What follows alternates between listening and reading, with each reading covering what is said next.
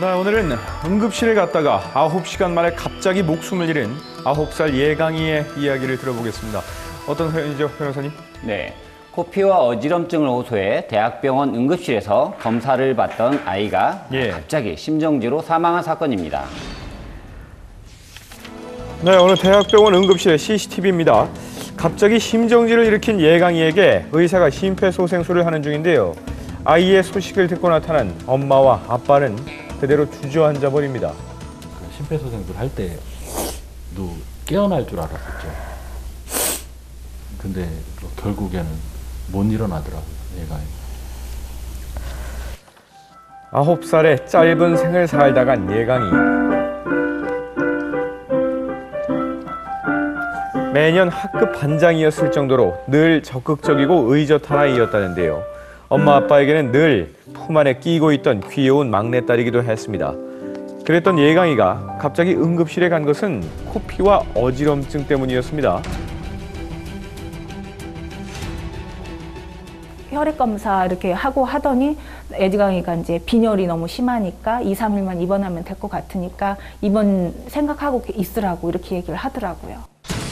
병의 원인을 찾기 위해 등에 바늘을 꽂아 뇌 척수액을 뽑는 요추천자를 시도했는데요. 처음에 요추정 검사를 할 때 너무나 자지러지게 예강이가 울더라고요. 그래서 얼마나 아프면 그럴까 제가 옆에 가서 손이라도 붙잡아 주겠다고 얘기를 했거든요. 근데 거기서는 안 된다고 어머니는 밖에 나가 계시라고 그러는 거예요. 네. 그렇게 검사를 하던 중 심정지가 발생했고 2시간 동안 심폐소생술을 했지만 결국 눈을 뜨지 못했습니다. 차이는 혈량성 쇼크.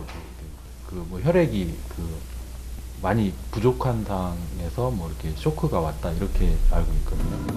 병원은 애초에 아이가 목숨을 잃을 수도 있는 위중한 환자였다는 입장인데요. 반면 2, 3일만 입원하면 된다는 설명을 들었다는 부모는 갑작스런 죽음이 억울하다고 호소합니다. 예강이가 그렇게 떠날 수도 있겠다 생각이 들었으면 제가 예강이한테 마지막 인사라도 했겠죠. 근데 그런 인사도 못하고 그냥 떠나보내게 된 거거든요. 의료 분쟁으로 이어질 거라고 생각지 못해 부검은 하지 않았답니다. 이 사망 원인에 대해 설명해 주시죠, 박사님. 예, 병원 측에서 발급한 사망 진단서를 보시면은 저혈량성 쇼크라고 돼 있고요. 혈액의 양이 떨어져서 혈압이 떨어지는 거혈량성 쇼크라고 하고, 응급실에서 시행한 일반 혈액 검사 결과를 보시면 헤모글로빈, 이게 빈혈을 나타내는 수치입니다. 수치가 4.1 정도, 아주 심한 빈혈의 상태. 또 혈소판이라고 하는 그 수치도 9,000으로 정상 수치의 50분의 1 정도, 굉장히 많이 떨어져 있는 그런 상태라고 할 수 있겠습니다. 이 상황에 지금 수혈만 이루어진 게 아니라 요추천자 검사도 이루어졌단 말입니다. 요추천자는 뇌에 염증이 있는지 확인하기 위해서 뇌척수액을 뽑는 검사입니다. 그런데 실제로 뇌척수액은 뇌에서 생성이 돼서 연결되어 있는 척추 끝까지 순환을 하게 되어 있습니다. 머리에다 바늘을 찔러서 물을 뽑을 수는 없겠죠. 그렇기 때문에 공간이 제일 잘 나오는 허리 부분에다가 주사 바늘을 찔러서 이렇게 물을 뽑게 되는 것입니다. 아기들은 그거를 하고 있는데 실제로 숙이고 잡고 억지로 찌르고 이러기 때문에 굉장히 고통스러운 검사고 편안하지 않은 검사라고 알려져 있습니다. 예강이가 평소 가지고 다녔던 가방, 이것만 그냥 넣어놔서 예강이가 좋아했던 옷이거든요, 이게. 부모는 병원의 처치에 몇 가지 석연치 않은 점이 있다고 합니다. 지금 예강이 상태가 좀 힘들 것 같다. MRI는 나중에 찍자. 그렇게 밀어놨는데 바로 그냥 요추정 검사를 한다고. 아이의 혈압 검사 결과를 검토한 혈액종양내과 의사도 추가 검사 진행이 어려울 정도로 몸 상태가 좋지 않다는 의견이었다는데요. 그럼에도 의료진은 버둥거리는 아이를 붙들고 요추천자를 시도했습니다. 5번 시술해서 5번 다 실패를 했어요.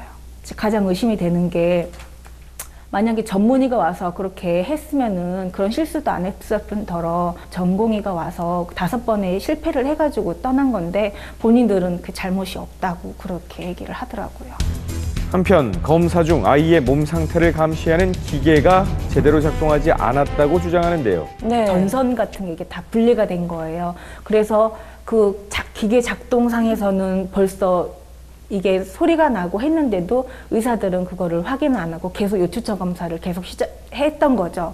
그러다가 나중에 돼서 그걸 확인하고 전선을 다시 꽂고 했을 때 예강이가 이제 심폐 정지가 왔으니까 소생술 다시 이게 들어가면서 의사들이 분주하게 움직이고 했던 거였거든요.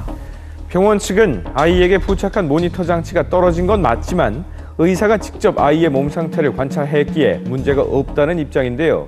요추천자 직후 예강이가 더 이상 눈을 뜨지 못했던 상황. 부모는 그 처치가 적절했는지 여전히 의문입니다. 아이가 요추천자를 감당할 수 있는 상황이었는지가 또 궁금하거든요. 아이의 상태로 봤을 때 가능했을까요? 예, 의무 기록을 보면서 말씀을 드리도록 하겠습니다. 예강이가 응급실오기 이틀 전부터 코피가 좀 나서 개인 이비인후과에서 패킹, 코피를 맞고 내원한 날 아침부터 드로우지 멘탈 스테이트, 열나고 제정신이 아니어서 응급실에 왔습니다. 백혈구 수치가 13,000 정도가 나와 있습니다. 아기가 의식이 불명하고 열이 나면서 백혈구 수치가 13,000 정도 됐다. 굉장히 애매한 상황입니다. 이게 감염인지 아니면 백혈병 같은 종양인지 이거를 판단하지 않으면 향후의 진료의 방향이 잡히질 않습니다. 그래서 환자 상태가 편한 상태는 아니었지만 반드시 요추천자 검사를 해야 될 상황이라고 판단이 됩니다. 그런데 결과적으로 레지던트 1년 차가 2명이 와서 5차례를 실패했다고 이야기를 하는데 이 과정에는 문제가 없는 건가요? 예, 실제로 대학병원에서 요추천자 검사를 교수나 전문의가 하는 경우는 없다고 보셔도 될 것 같습니다. 그리고 실제로 제일 잘하는 분들이 1, 2년 차 전공의, 즉 레지던트 1, 2년 차 전공의입니다. 그런데 동영상을 제가 CCTV를 봤더니 저렇게 움직이고 협조가 안 되는 상황에서 요추천자 하기는 굉장히 힘듭니다. 그래서 레지던트의 술기가 부족해서 기술 부족 때문에 5번 이상 실패했다라고 보기는 좀 어려울 것 같습니다. 요추천자 검사의 이 스트레스가 아이에게 쇼크를 일으킬 가능성은 없다고 보시나요? 배제할 수 없습니다. 다만 중요한 것은 그렇다고 해서 요추천자를 안 하고 다른 검사로 환자의 치료를 진행할 수 있는 방법이 없다는 점입니다. 자, 그렇다면 변호사님도 의무 기록이라든지 CCTV 다 보셨을 텐데 문제가 없어 보이나요? 네, 제가 CCTV를 한번 봤는데요. 2시 31분경에 CCTV에서 보시면 그 모니터, 아이의 활력증을 감시하고 있는 모니터에서 이상 소견이 발견됩니다. 아무런 검사 소견이 나오지 않고 있기 때문에 이거 간호사도 이 부분을 인지하고 의사에게 이 부분을 확인해달라고 요청을 했거든요. 의사가 확인을 하고 그냥 두게 됩니다.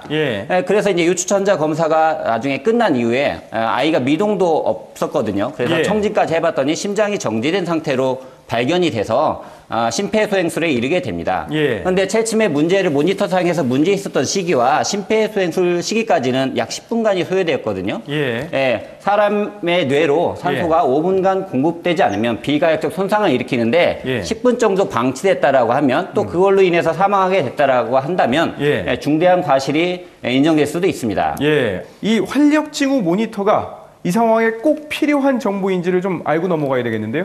예강이의 경우 빈혈이 심하고 의식이 혼탁하면서 열나는 상황에서 굉장히 힘든 침습적인 검사인 요추천자를 하기 위해서는 저러한 모니터는 필요했으리라고 생각이 듭니다. 꼭 필요한 활력징후 모니터였는데 만약에 정말 이 모니터가 꺼져 있는 상태로 아이의 상태를 간과했다면 법적으로 문제가 되는 거겠죠? 네, 그렇습니다. 이 환아의 상태는 매우 의중한 상태였기 때문에 활력징후 감시가 굉장히 필요했던 사안이고요. 그런데 활력징후를 감시하는 모니터가 문제가 있었던 겁니다.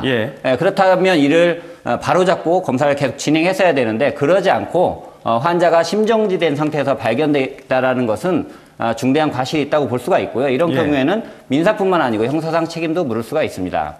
무엇보다 예강이 부모님은요, 지금도 아이를 끝까지 살리기 위해서 노력했던 의사들의 노고는 인정하고요, 또 감사하게 여기고 있습니다. 아이를 왜 죽였는지 여쭈고 있는 게 아닙니다. 아이가 왜 죽었는지 알고 싶다는 얘기지요. 조금 더 친절하고 또 아픔을 공감하면서 잘 설명해 줄 수 있는 태도가 필요하지 않을까 싶네요. 여기서 마치겠습니다.